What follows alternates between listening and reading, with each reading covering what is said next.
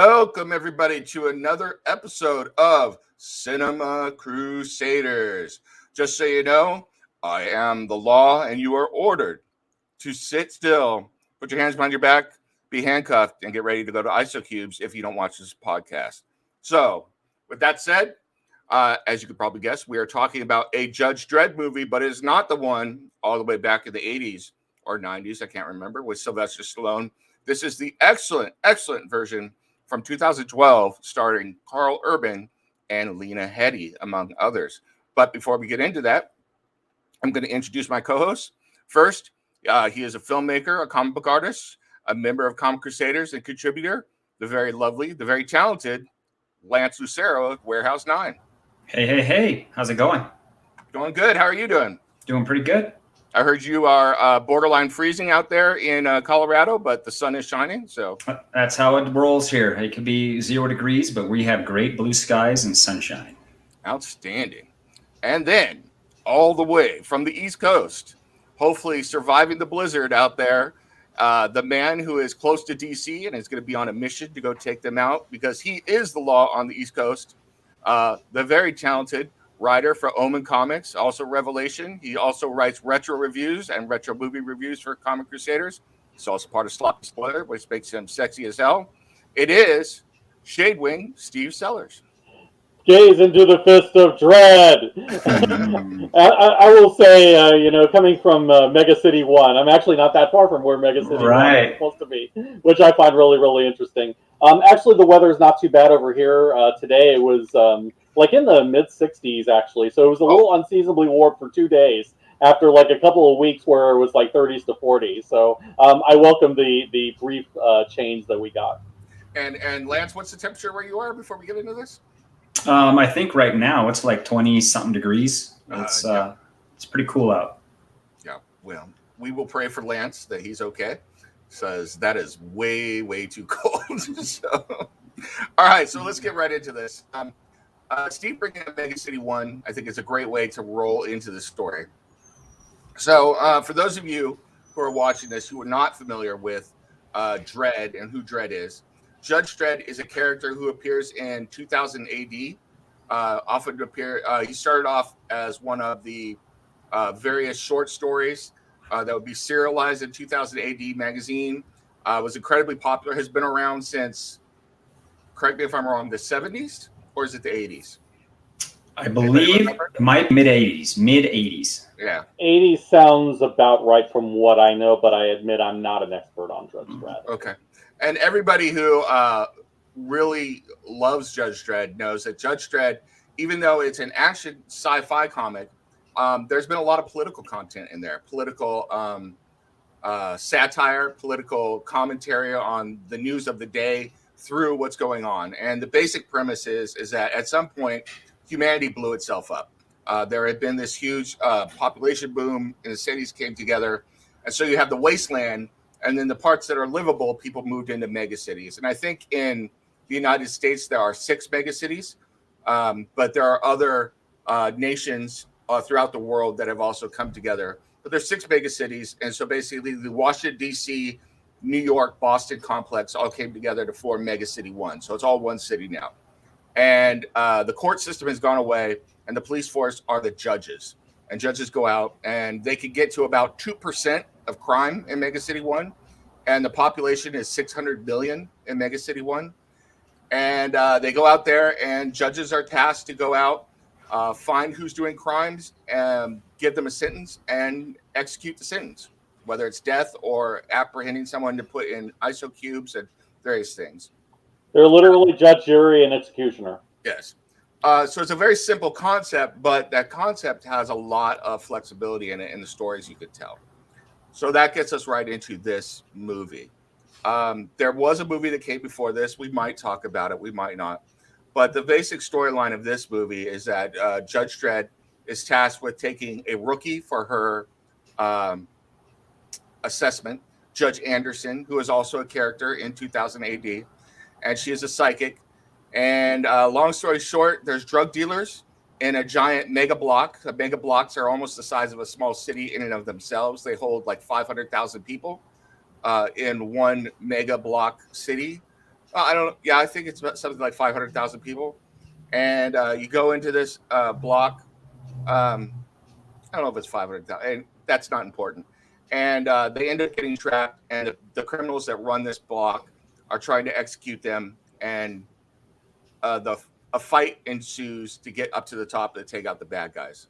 That sounds very simple, but the concept and the execution, I think, are really good. But before we get into that and the storyline and everything we think, I want to kick it around to my co-hosts to talk about the story, the concept, kind of what they think of this whole Judge Dredd and how it translated to the screen and what was done right or not right with the writing or whatever they would like to talk about. So I'm going to start with Lance, hit Steve, and then I'll come back around to me. So Lance, you have the floor, sir. Alrighty. I mean, actually, I was amazed when you reminded me that this movie's already 10 years old. I mean, I was like, whoa, you know, I saw this in the movie theater in 3D, you know, a sparsely attended movie theater. And I was rather hyped for it. I was like, okay, maybe in this low budget version of Dredd, we'll get something that has merit. I went in with low expectations, absolutely, and walked away pleasantly surprised.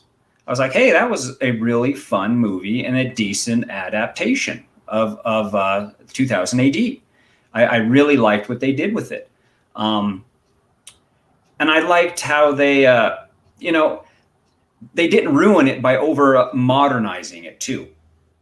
Like, for instance, how we're disappointed that we don't have hovercraft cars right now based on other theatrical attempts at what the future should look like. They didn't go too crazy in the way of technology, but I do think it was pretty well grounded, but still had that really cool futuristic possibility to it. I thought it was captured well, cast extremely well, directed very well. And I think one of the kickers that happened to be one of the, I'm not going to say it was a gimmick, but the slow-mo effects that they were doing, the reaction of the slow-mo drug, you know, the high shooting at that high frame rate so that the 3D really pops was fun, but it wasn't overused like say a bullet time was overused after a while. It was used just enough to make it enticing, and it didn't dominate any aspect of the movie. It's just a high frame rate. It's not really a special effect. I think. But Well, I was going to say, I think one of the things that helped with that was the fact that it was introduced naturally instead of artificially, because it's an effect of the drug. Right. So it fits into the story instead of just slowing everything down just to slow it down. Right. And I liked the idea of that. It wasn't a hindrance. And how they actually scaled back. They actually really scaled back this movie because, you know, in 2000 AD, Mega City 1 is a character in itself. The environment is a character. And they really just scratched upon it in this movie and concentrated on the mega block, you know, where the city within a city. And I thought that was neat. And, you know, they took kind of a raid approach to it, you know, the block approach to it. But I thought it was a lot better executed because, you know, they flip the tables and then they decide to ascend, kind of like the game of death, Bruce Lee. You know, you have to go through the levels to get to the main character and do the fight. So I think there was some pretty neat aspects of nostalgia mixed with a modern sense of movie making. Overall, that's a great movie reference, Game of Death there, by the way. So yeah, that's what it hit me with, you know. And these guys that were making this movie, I think they got it predominantly. Other than that, you know, I think the major shortcoming is the photography because, you know, we were going back now 10 years in the HD realm, and boy, there's a lot of video noise in this movie. You know, I got the Blu-ray and I look at it, and I remember even at the movie theater leaning over to my buddy and saying, "Hey, do you see that?" And he's like, "Yeah, what is that on the image?" I said, that's video noise. They really have not perfected this yet. So I think the shortcoming of the movie, unfortunately, is the photography. But, you know, I look past it in this rare sense because I enjoyed the movie as a whole. I think, I got a couple thoughts on that. One is that with HD, I think it's at the point now, and it may not have been then, that if you don't do your movie in HD, you might have a hard time getting it distributed, to theaters and stuff like that. It's almost like if you don't do it in HD, especially a larger movie, I don't know how many movie theaters will pick it up, which is kind of sad. It's sad in a sense. Most things will be projected digitally anyways. Yeah. So that really isn't an issue. There are film prints made for film shot on film, and these specialty movie theaters are starting to make some pretty good bank showcasing what we used to see. I mean, places like Alamo Drafthouse, or there's a lot of the Aereo Theater or Cinematheque. I mean, there's a lot of places that are now like, hey, we're doing this, and they're getting some decent crowds because, they're getting pretty tired of what's being offered nowadays. Now, I do want to come back to the scope of the movie, but I think I'm going to talk about that at the end when we talk more about production, what the production was like in the movie. But there is one thing that you hit on, and I'm going to mention a name because I'm going to Steve next, and I really want to see what he does with it. I think that your point is well taken about this movie being grounded and more gritty and realistic than straight out of 2000 AD comics, which sometimes can be very futuristic. It's very stylized, and we can also talk about the costumes, the uniforms for the judges later on. But I think that grittiness, that bringing it back to realism, I think in this case works versus I know Steve has a problem with, like, for instance, the Dark Knight trilogy, where Christopher Nolan did that to Batman, and he thinks it might have taken something away. So I'm interested to hear if he has any comments on that, plus anything he wants to talk about with the story and the writing and stuff. So. Yeah, I will correct a little bit of that. I think that it worked for the Dark Knight when it happened.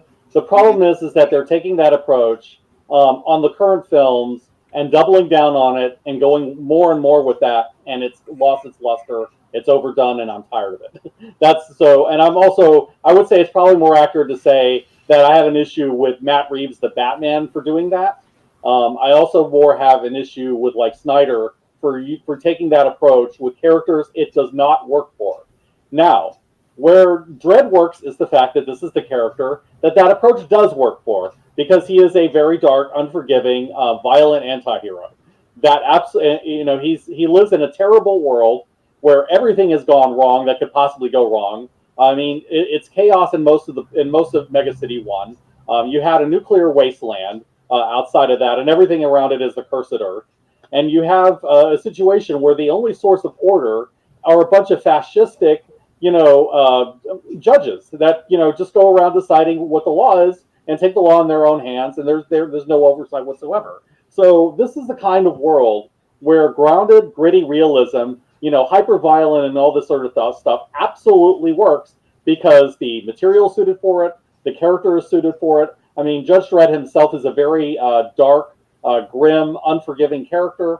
It's absolutely great. And so, you can take that kind of, you can take it down, make it a little less comic booky while respecting the core of the character, and it absolutely works. And we saw that here. Judge Dredd is played absolutely straight.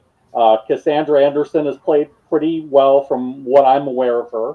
All of that. But at the same time, you don't have like flying cars. You don't have hover bikes. You have just regular bikes for the most part. You have high-tech weapons, but that's fine. There's elements of cyberpunk, which I think really fits in all of this. But I would say more than that, I would say what makes this film really good is the fact that it never overcomplicates things. It is a very simple movie. The plot of this movie is very simple. It's just go up there, kill the bad guys, punish them for their misdeeds, have fun with hyper-violence, and then, just call it a day. It's a popcorn flick. And that absolutely works. On top of that, it's like they took just enough from the lore of Judge Dredd to make that work without delving too much into it. It feels like a day in the life of Judge Dredd and Judge Anderson. And I think that that's absolutely fine. You don't have to get into her backstory over much more than what's needed to tell the story. I mean, you don't need any of that stuff. The continuity is not that deep. And so you just go in, tell the story, and get out. And that works fine. And it works especially well since basically this is an action movie. I think Game of Death was a good reference. Another one that I think struck me was Die Hard, because you basically have a tower where they're going up this tower to kill all the bad guys that they're trapped in, and they're trying to go in and stop them, and they're cut off from the outside world. And the only way to resolve the situation is by killing the big bad. And so they go up there and do that, and they're playing hidden run games, inside the tower as they try to kill all the bad guys coming for them. I mean, it's played out more in a bigger way because there are a lot more bad guys for Judge Dredd to mow down. But fundamentally, it is along the same lines as that, and that absolutely works for Judge Dredd. You can go completely dumb action movie and have fun with it and have a good time, and that's all this movie is. And I enjoyed it for what that was. Right, and I think at 95 minutes, the pacing of it was just right. Yeah, and it flies by. It really does. Yep. But let's look at what you get in that 95 minutes, because we're talking about being a very simple movie, and it is. It absolutely is, in its concept and execution. But you get some themes in there. We've got corruption within the judges. We've got organized crime taking over, and how ordinary people have to deal with it. The drug trade.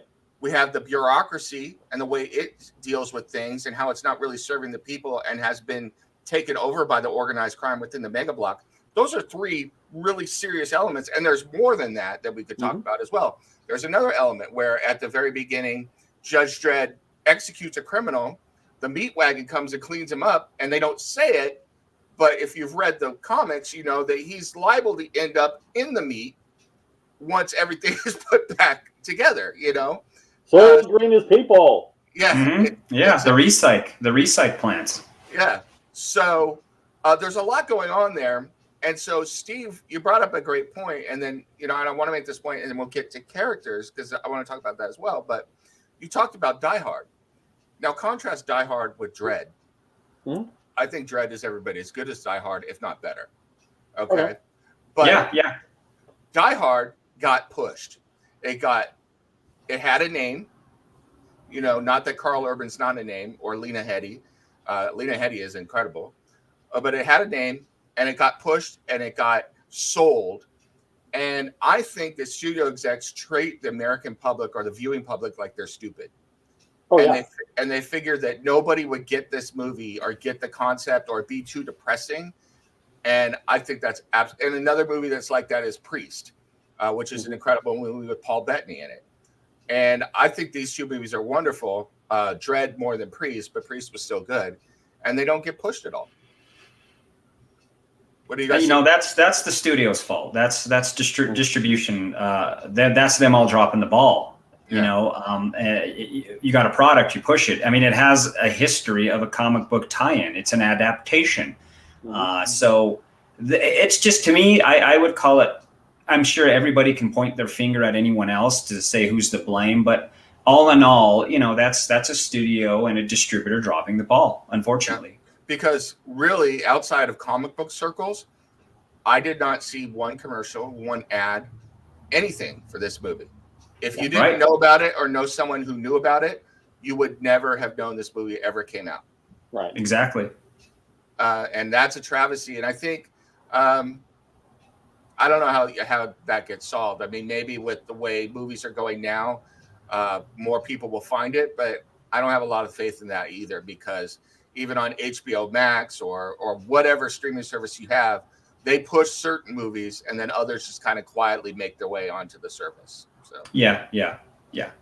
Unfortunately. So let's talk about characters. So Steve and Lance brought that up as well. And, feel free to talk about the actors that play the characters as well. But real quick, I'm going to go to Steve next, and then we'll go back around the opposite way. I think there's three main characters, and then everybody is supporting them. So you have Dredd, played by Karl Urban. You have Mama, played by Lena Headey, who is probably the biggest, most successful actor/actress in this movie, even though Karl Urban has been very successful. And then you have Judge Anderson, played by Olivia Thirlby, who's been in a number of things, but I don't really know the other stuff she's been in. as much. So with that said, I'm going to go ahead and let you guys go first. So I'll kick it around to Steve to talk about whatever characters you want to talk about. You have the floor. Okay, yeah, I think I'll just talk about Anderson first because I feel like she's the one actress who in this whole production who tends to be overlooked because I didn't know who she was. I mean, I thought she was perfectly good in the role. Like, absolutely, she got the naive newbie thing going on, particularly early in the film where she really didn't know anything. And she does exactly what she's supposed to do in terms of the story, which is she is meant to be the human counterpart to Dredd.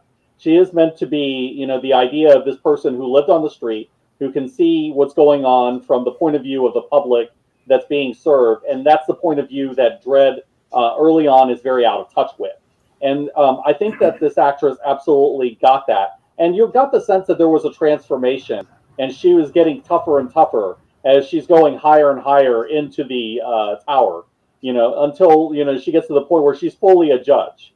So this is her rite of passage from being just, a regular person into being a judge and having to make all the hard decisions. And you can see like some of those moments where, just on her face and, her expression, you can see, that she is putting a lot of thought into this role. Particularly when she kills that one guy who turns out to be the father of the baby that they run into where they hide into the hotel room or whatever it is.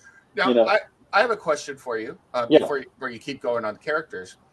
There's one moment where one of the supporting characters, Kay, played by, and I'll have to find his name because I wasn't. Wood Harris. Yeah, he's good. He's good. Great. Yeah. I remember him most from Friday Night Lights. Not Friday Night Lights. Remember the Titans.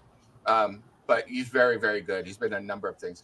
Yeah. But where he's trying to shock her and he's thinking about her sexually, and it's kind of a trope that you get with psychics.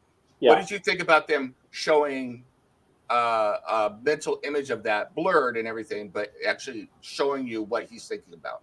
I kind of had mixed feelings on that. On the one hand, it's like, really, they're going there? On the other hand, I think the way they executed it justified it because he's using it as a tactic.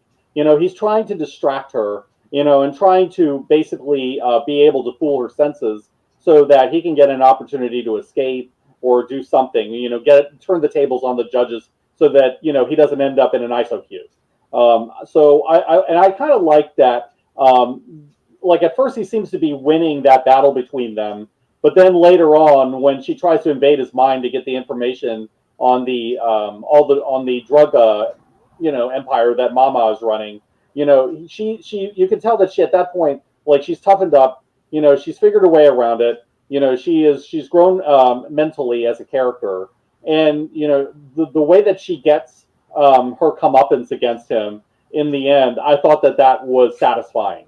So it was a step back for a step forward for her character. And even though it's like, okay, yeah, that's kind of like, the obvious way, ha, ha, ha. I feel like in this particular case, it was an important character point and important plot point. And so I'm actually okay with that. And the actor who played Kay, I agree, was really good. I haven't seen him in a whole lot, but I thought that he was one of those characters that kind of stuck around as an important minor character. And that kind of worked really well.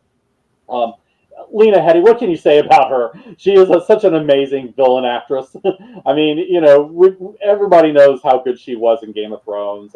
But I have to say, I like that Mama doesn't feel like that character. Like, she's not like putting in a one-note sort of performance as a villain. She's playing a very different kind of evil. She's somebody who survived on the streets.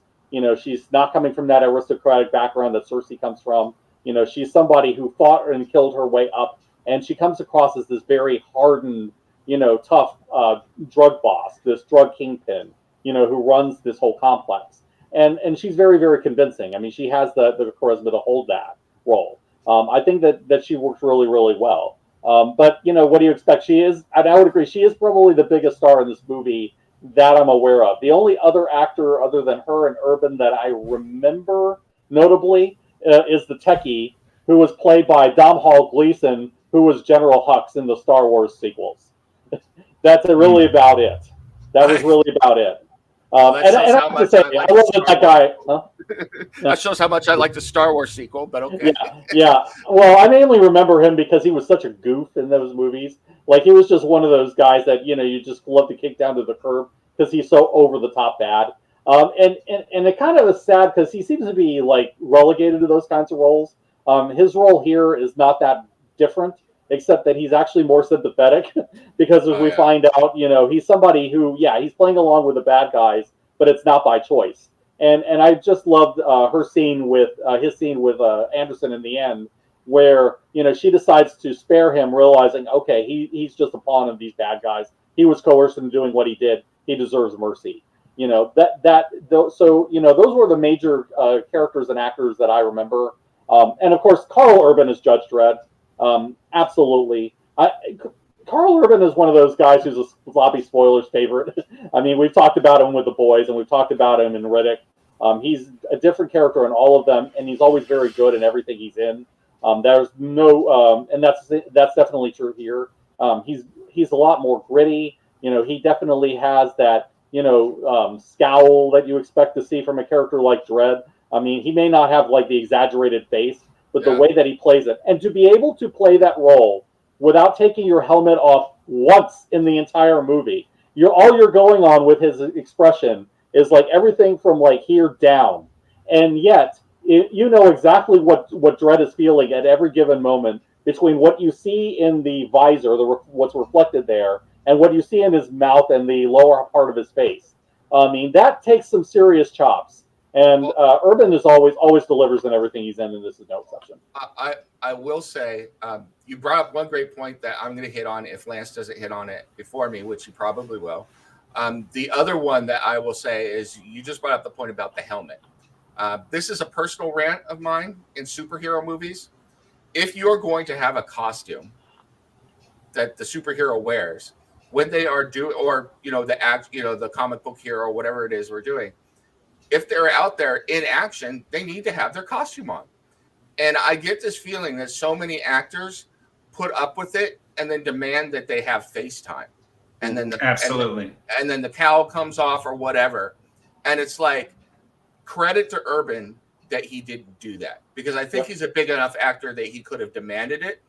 But Urban stays true to the character and plays the character. And not only that, it makes it a lot better. It makes him look a lot more consistent when he tells Anderson, you need to wear your helmet, because otherwise, you might be using it to use your psychic powers, but they're not going to help if you have a bullet in your brain. Right. So that absolutely worked. And hats off to Urban for completely selling it and never taking his helmet off at all. I mean, and my rant's about to be over, but I am so tired of Batman taking off his cowl or Spider-Man taking off his mask in the middle of New York City. And it's like, there are such a thing as secret identities. If we're going to watch this movie as comic book fans, then they need to be comic book movies, So rant over. I'm done. So Lance, I'm over to you.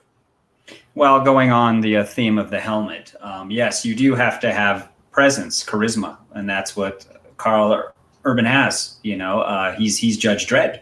So even with the way the helmet was designed, you get enough of the performance and some based on his attitude.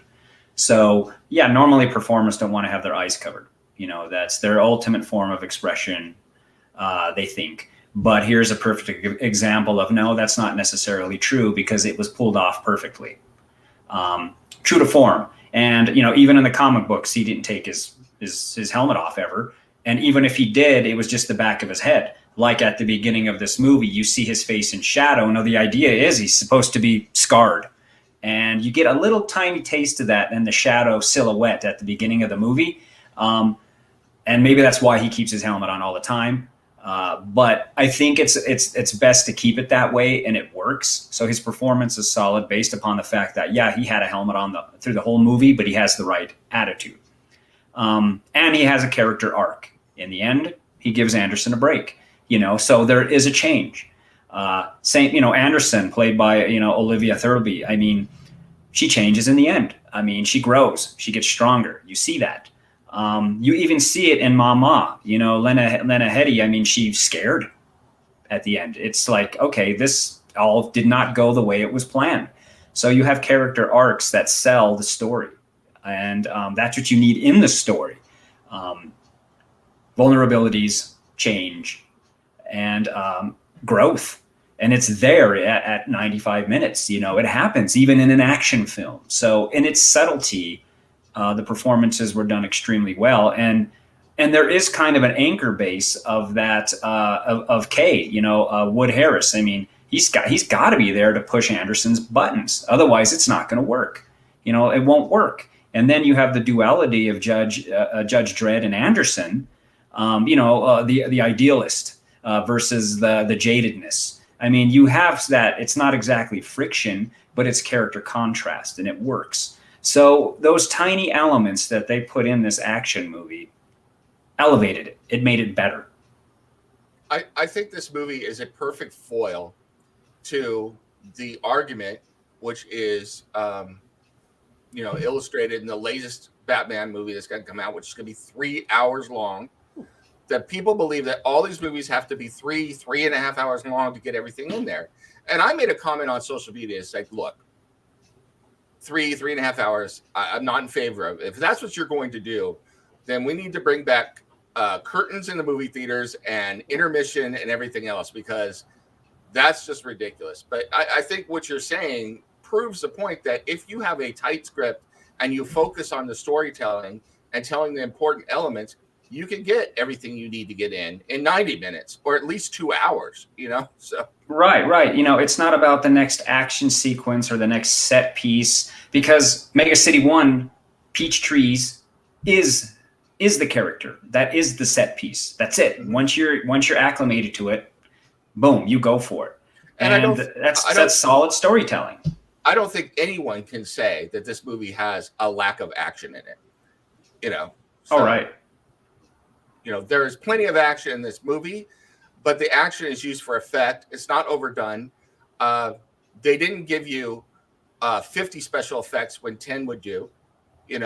They kept it tight.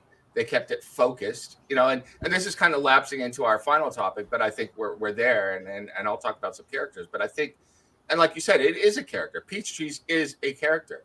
The horrible conditions these people live in. It is East LA or Skid Row or whatever it is you want, all bundled together in this little area that's the size of a city block and goes up, 200 stories. So it's terrible. Mm-hmm. So as far as characters go, I will say, first of all, with Lena Headey and Karl Urban in particular, they are two actors who disappear into their roles in the best way possible. Lena Headey, I didn't even realize it was Lena Headey playing Mama until I had watched this movie several times, because she disappears. And I watched other movies in the past with her, The Brothers Grimm, which isn't a great movie, but she's in it and it's very good. But all sorts of things where she just disappears in her role. She was the queen in 300, the Spartan queen. Sarah Connor. Huh? She was Sarah Connor. Yeah, very good one too. Very good one. Yeah, excellent. Yeah. So she is one of those actresses that becomes the character versus, and this is not a knock on him, but when I see Keanu Reeves play a character, it's Keanu Reeves. Even worse is Face Off. What's his name? Ryan Reynolds. No, well, yes, him too. But the guy who played Con Air. Nicolas Cage, or Nicolas Cage. Nicolas Cage is always Nicolas Cage. So I think he's a different case in that it's just that he's just over the top weird in everything he does. It's a little bit of a different shade of weird depending on the movie, but with Cage, you just kind of expect that he's going to pull a weird shtick on you. Yeah. I mean, it's not like Reynolds sometimes does, where he's Deadpool in this movie and Deadpool in that movie. Yeah, and there are certain actors, so I think Karl Urban disappears as well. There are also certain actors that I think sometimes, because of who they are and their personality, the director or the producer demands that they be themselves instead of disappearing. I think a great example of that is Matthew McConaughey, because when you watch him in the Dragon movie, which I'm forgetting the name, he plays a Rain of Fire. Rain of Fire. Rain of Fire. He plays an army guy, an American who comes over to Britain, and he's wonderful in that. And you wouldn't know it was Matthew McConaughey unless someone told you. So yeah, so he's really wonderful, and the Russian bots are spamming us again, so we'll get rid of them. There they go. So I'll say that for those two. Olivia Thirlby, I think is really wonderful. You look at her resume before and after this; she played a lot of I'm not gonna say teeny bopper movies, but those types of movies. You know, she played female dramatic roles and things like that. So she doesn't do science fiction or action, but she came into this movie and did really well. I wish she would do some more. You know, I would say this movie needs a sequel. It needed a sequel like years and years ago. Yeah, 10 years ago. They waited this long, and they still haven't made another film. Yeah, it's passed. Olivia Thirlby was in Juno, you know, so which I've never seen, but some people like it. I don't think it's really my cup of tea necessarily. And then Wood Harris, I think, is the other one that really stands out for me, and we talked about him a little bit. The thing that I like about this is that the first time I saw him in Remember the Titans, he played, and it's a stereotype, but I'm going to say it because this is what he played. He played the angry black man who then becomes, friends with the white guy and everything, and it was a certain role and a stereotype. And everything I've seen in him since is different. He brings a different element to his acting all the time, which, credit to him. Very, very good actor. All the other actors, I think, are excellent as well. And the characters. The one thing I wanted to add was the character who Judge Anderson excused, the guy who was the techie. Yeah. There's an interesting flashback, and it really gets into the violence in this movie. I think it's almost the level of violence and gore in this movie is not over the top. It's consistent with the world. He had his eyes gouged out by Mama, early in the movie, and that's why he has artificial eyes. Mama skins people early in the movie and throws them off the building. I mean, it's just horrific, but it's not horrific just to be shocking. It's horrific because this is Mega City 1, which is a character in and of itself. This is how horrible it is. So,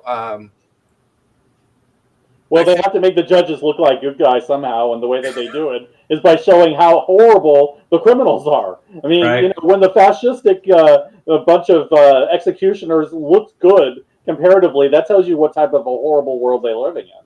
But it's also, I think it's also kind of a cautionary tale, and it's a cautionary tale in 2000 AD as well, because it's like, look, when things get so bad that you will turn to evil people in order to have some security or safety, you're in a serious amount of trouble as a society. Society devolves even further. And that's all I'm going to say. I'm not going to get on my soapbox or anything, but I think it's an important thing to think about. So let's get into everything outside of the production. So anything that we want to talk about, movie making, and we'll go around a couple times. We got a little bit of time left. So we'll just kind of have an open discussion here. The marketing of the film, stuff like that. And I want to go to Lance first, because I think you were making some interesting comments about the filming of the movie, the look of the movie, and stuff like that. So I was wondering if you had anything else you wanted to add on those kinds of things, or anything else. Well, I think in a sense the low budget nature of it fits in a stereotypical sense, because it does kind of look like it's made for TV. It isn't exactly cinematic, no matter how much they try. And I think there's a lot of technical issues in the movie itself. You have pristine imagery, and then it goes to muddiness and video noise in certain situations. It's like, you still need to pay attention to your exposures. You still need to light things right. And it's kind of bothersome, because it's, in a sense, it's like cookie cutter movie making, and we're seeing it more and more today. Just, faster, cheaper, easier. Now, in a sense, that's not a good thing.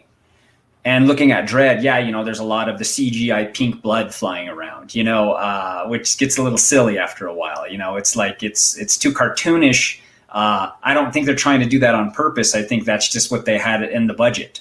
And you got to be careful with those things, because it can hinder your production. And in this case, I look past it, because once again, it's a fun movie and it does what it needs to do. But above all, the set piece, Peachtree's was done extremely well. One set that was redressed over and over again for production value, and it works perfectly. I mean, it's pretty neat how they did it, and that's how you want to do it. And having the exterior of Mega City 1, when we're out there briefly, and I think it's South Africa. I think it's Johannesburg or something. Sometimes those foreign cities stand out a little better cinematically because it's something we're not accustomed to. So I like the approach they took with it, and I like how, once again, they dumbed it down. No flying motorcycles, just a regular motorcycle. The technology is almost comparable to today. Drugs are drugs. They all have different kinds of effects. So, I mean, everything was comparable and grounded. So I think that's what really, really makes me watch this movie over and over again, because it's like, hey, this is something that has a longevity. Like, once again, this movie's made 10 years ago, and, subject wise and everything that it is, it still blends with today. So they did it right. I think it could be a happy accident. It could have been just a budgetary thing, but I think they did it right. Let's follow up on something you said for a moment. So you were talking about the budget, the sets, the outside look of Mega City 1. As a computer guy, a guy who did graphics at times and things like that, I know that Mega City 1 was basically a bunch of pictures of Johannesburg that were composited together to give you the illusion of this top-down look at a huge city. Fairly simple to do.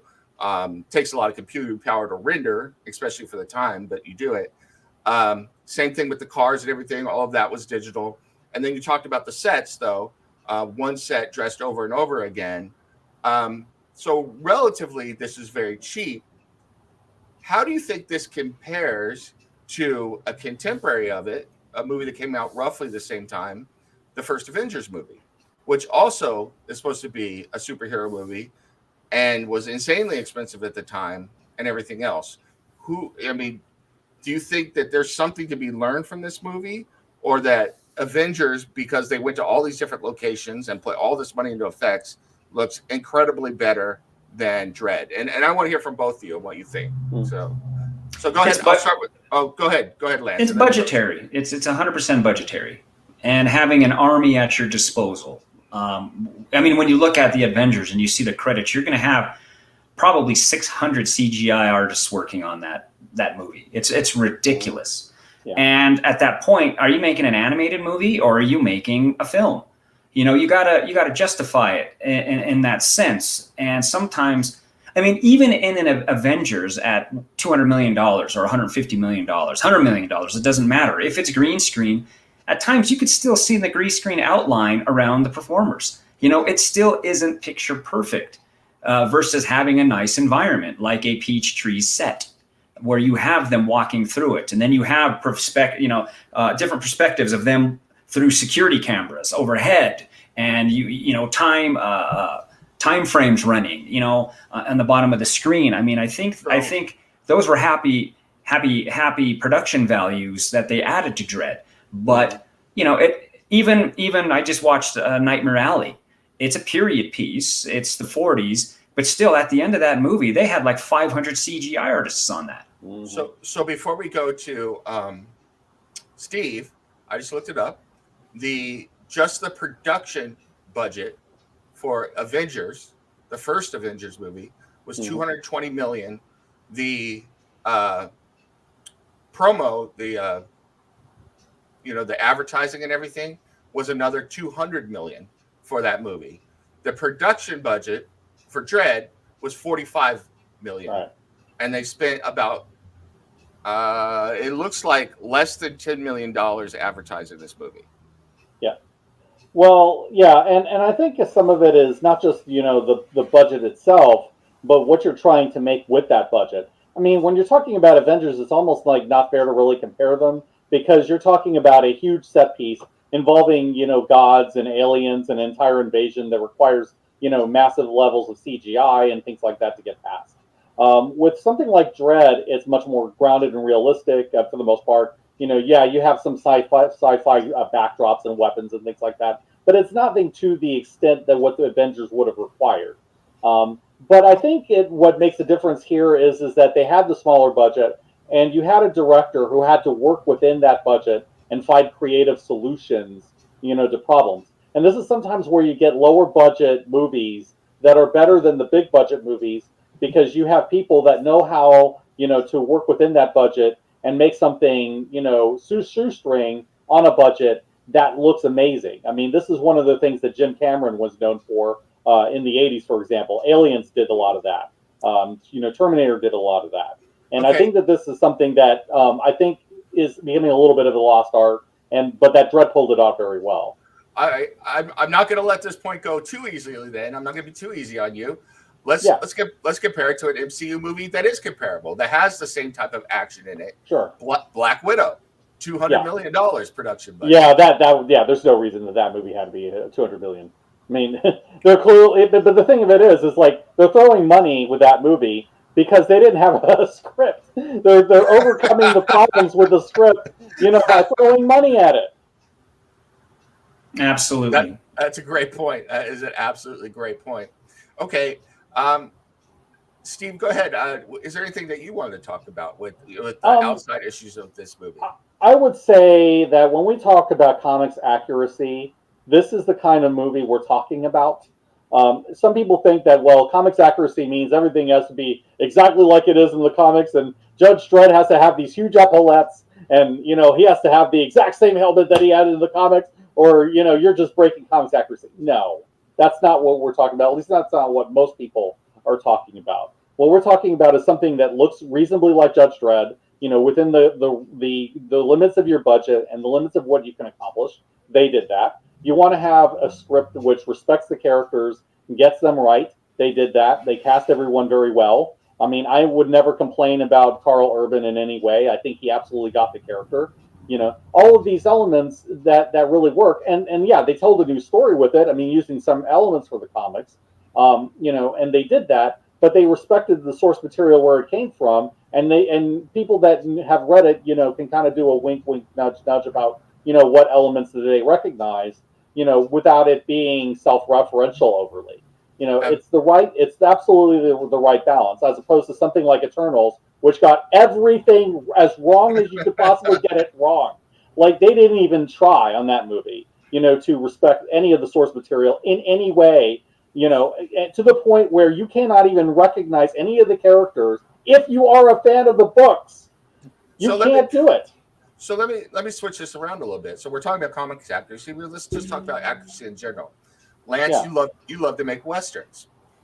You like to be realistic in there. But is there ever stuff that you say, okay, this is realistic for the period, but it might not work for my movie or something like that you would change? Or do you try and keep it as realistic as well, like in a Western piece? I don't know. I can't think of an example, but where you're like, normally they would have this or do this, but to tell the story I want to tell and put it on film, it would be better if I change it to a certain way. Well, I think as far as historical accuracy go, where it always goes wrong is dialogue. Even in the 50s and the 40s, they didn't talk the way they talk now. So you got to be very. I mean, that's what can normally suck me out of a movie, when that maybe somebody with less experience is writing it, and the production value could be spot on. It could be 100%, historically accurate. Or as far as we know, I mean, hell, none of us were alive. Like watching Nightmare Alley, they did a good job making it look like the early 40s. Fantastic. We got a lot of reference material to go by, though. And I think it was nailed. And then I'm also listening to the dialogue going, you know what? The slang that they're using is out of the book, from the 30s. So I think that's incredibly important, is the writing aspect, sometimes more than the production value. I think that's the easiest thing to screw up, and it's the thing that's screwed up the most. Now, I'm going to play devil's advocate for a second, and I really want to hear your guys' take on this. This is not a comic book or a Western, but it's a piece of fiction that I love that was translated into a movie. And I've heard arguments both ways, and I'm kind of torn on it, which is Ender's Game. Love that book. Absolutely love the book. I hate the movie. I can't stand it. I think it's horrible. But people have said to me, look, Dave, Nim, you can't have a 6-year-old killing other kids violently on film. You just can't do it. I see their point. They did it in The Omen. I mean, they did it in. Thank you. Thank you. Oh, thank you. Okay. Village of the Damned. I mean, the list goes on. Yeah. Steve, you want to put an exclamation point on that, and we'll just mail this to a studio executive? Yeah. Because I was trying to think of like other films where kids ended up being pretty murderers, and you get creepy children in horror movies all the time that kill people all the time. Nobody blinks twice about it. Yeah. So yeah, that is kind of like a non-starter. They could very easily have done that. So Now, is it fair to say that once again this is studio execs treating their viewing audiences like idiots? Absolutely, yes. absolutely. Yes. And they alienate the source crowd because you have a built-in marketing already with the books. So you alienate that crowd if you go against it. Definitely. Yeah, you need to have a balance between being able to at least respect the source material and getting the core of things right. And if you to the point where if you change little things here and there, it's not such a big deal. Especially if there's a good reason for it. Okay, we can't afford it, or we can't make it look good on screen, or whatever. I mean, there are certain things that you can negotiate, but at least I need to see at least a good faith effort to get it right. Where I tend to get really irritated is when I don't even see a good faith effort, and the creator just is like, okay, you're giving me this huge multi-million-dollar movie, with these recognizable characters, and I'm just going to do my own screenplay and just rename all the characters, and that's the movie. No, exactly. No. Yeah. And I think it really tells, and once again, this comes down to, I think, production, so to a certain case direction, but mostly production and writing, like Lance and Steve were talking about, which is pick and choose what you have to focus on to tell the best story. One of the elements of Ender is that this kid is a gentle kid, but he's young, and when he's ruthless, he's ruthless. One of the elements of Dredd and Mega City 1, this whole world created by 2000D, is it's terrible. It's an absolutely brutal, violent place to live, and if you live to get to old age, you are lucky. That's about the only way you live to become old age in Mega City 1. Yeah, it's very much British commentary on the American policing system. Yeah, right. Yeah, it really is. The last thing I want to bring up, and then we'll go ahead and get out of here, is we talked a little bit about the scope of this film. And I just want to hear, fairly briefly what you guys' thoughts are. But I think that this movie is a great example of how smaller can be better. A smaller scope within the writing, a smaller scope within the acting, because you don't have a ton of main characters, so you can really focus on these characters and get the best performances out of them. If we didn't see Karl Urban and Moat under that mask a number of times, we wouldn't have understand where his character was developing, but we got to follow him through the whole thing. So I just wanted to hear your guys' thoughts quickly on the scope of this movie versus and how it worked or didn't work for you. So I'll start with Steve and with Lance, and then we'll bail. So okay, not everything needs to be a huge epic. Not everything needs to be big saga sort of thing where it's the end of the world. I mean, you can have like a small story, told within a certain universe, featuring these core characters, and then just tell their story for an hour and a half or 2 hours, and then just get off of there. And I feel like that's what Dredd did effectively. And again, keeping the cast manageable, absolutely right. This is another thing that Eternals failed at. You have a massive cast that nobody cares about because we don't spend enough quality time on them. With Dredd, we got plenty of quality time on Dredd. We got plenty of quality time on Anderson. We got plenty of quality time even on some of the smaller characters. So, we got the amount of attention that they needed that for us to know them, and to understand where their characters' arcs are and to see where the story takes them. And I think that Dredd did it very, very well. And I wish more movies would take this note with this movie because it did it right. Yeah, every movie doesn't need to be Ben-Hur or Cleopatra, So right.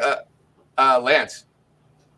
Well, I mean, I think the scope, they treated it like the scope was massive, especially at the beginning when they just introduced us to the world of Dredd. And then if you really look at the movie after that, it goes here, close-ups. It's here. The movie is close. And you get to see a lot of the transitions through the characters. So we go from gigantic, big scope, mega city, mega blocks, mega everything. That's how he's narrating it.